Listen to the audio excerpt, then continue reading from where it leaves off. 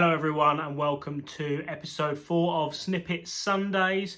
Today I want to talk to you about the best investment I have made in my coaching so far, and it is this, a high-speed camera. Now, I was lucky enough when I was at Loughborough University doing my masters that I did a full-time placement with both the men's and women's MCCU squads, and working under Sally Ann Briggs within the women's section. With Sally Ann did a lot of filming and specifically around analysis of bowlers, batters, fielders with one of these. So I got to see up close and personal what sort of stuff Sally Ann was looking at a very young age into my coaching. So I must have been 22 when I was doing this. So really, although I'd been coaching for 6 years, I'd been kind of dabbling at it and having a go here and there. So being able to then get hold of one of these and be able to then start to understand a few things in a bit more detail, and then also understanding how you can start keeping records of player progressions and stuff like that was really useful. So kind of, although we're in a technology era now where you can get slow motion footage on your iPhones, iPads, all of that, I really do believe that a high speed camera is still a really beneficial thing for you. So I'm going to talk you through a couple of the features that this one that I have specifically can do that has been really useful for me, and I'm sure that we can encourage all of you to go out there and get yourself one, because honestly it's been a really useful tool for me. So first thing I'll do, I'll turn it on, is that you can get lots of different frame rates.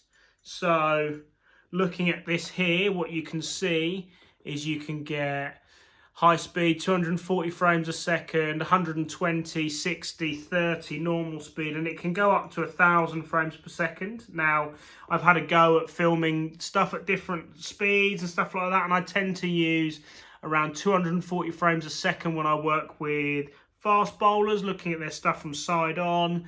I tend to use that as well for spinners. For batting, I'll tend to use around 120 frames per second or standard speed. And every now and then when I look at release work, if the lighting in the air is bright enough, I'll then have a go at using 1,000 frames per second to get the release of the ball out of someone's hand with a spinner or a seamer. So they're kind of things that I tend to use it for, and because you can get such a different range of speeds, you can give yourself a really good insight to what it looks like.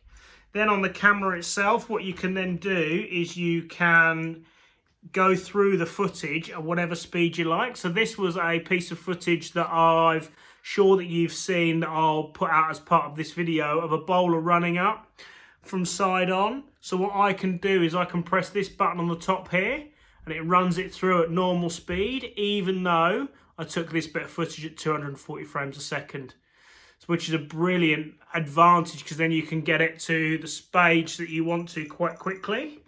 It's also got this click wheel here where I can then wind it backwards and forwards, so you can see the bowler come into shot now, and I can start to wind it back to some of the positions that I want to. So kind of looking at that there, I can then start analysing this bowler's position and positions he gets into and why he gets into those positions as well, which will help me no end in terms of helping him technically get better, to improve his pace, his accuracy. There's all sorts of things that we can look at.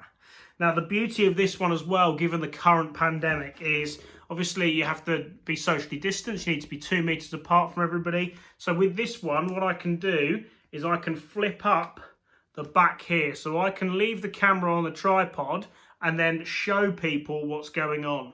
So I can put this in here, go to a bit of footage, and then I can stay this side of the tripod and then someone can see it from that side. So I can stay away, someone else can have a look at it, which is a brilliant piece of kit. What it also allows you to do as well is then check when you put this up somewhere that you're going to get the right sort of piece of footage. So for example, if you set this up for side on for a batter, as you'll see in some of the clips that I show here, you can then check that and have a look at how that's coming out just by flicking the top up, and you can see the image that is coming through the lens.